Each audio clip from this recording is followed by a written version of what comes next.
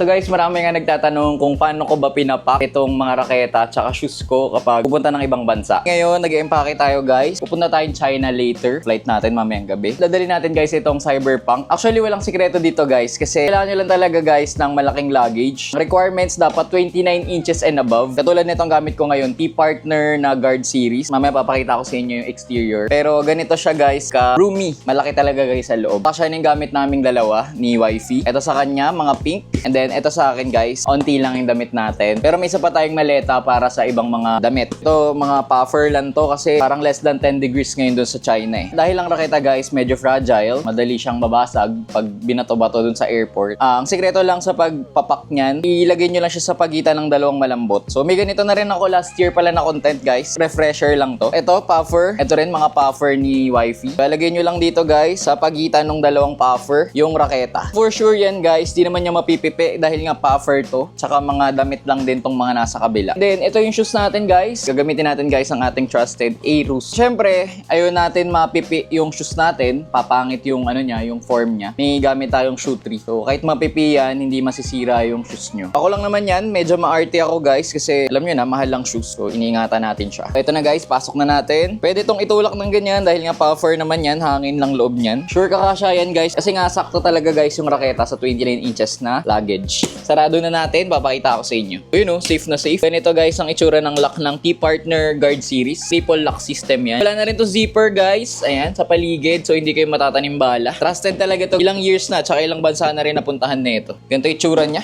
Itong exterior niya guys, yung design niya, mukhang mamahalin pero less than 2K lang to. So yun nga sa mga curious at mga nagtatanong kung paano tayo nagdadala ng raketa kapag pupunta ng ibang bansa at kapag maglalaro tayo. Ito na, T-Partner ang sagot. Lagay ko na nga lang din tong T-Partner at shoe tree para combo na rin guys dyan sa yellow basket ko sa baba at sa first comment ko. Kita-kisa lang tayo guys sa China vlog natin. Bukas nandun na tayo ng umaga. Baka rin may alam kayo mga malalaroan dyan sa mga nasa Shanghai ngayon saka mga nagbakasyon doon. Comment down below na nga lang din kasi tatry ko talaga maglaro doon kaya ako nagdala ng raketa and shoes.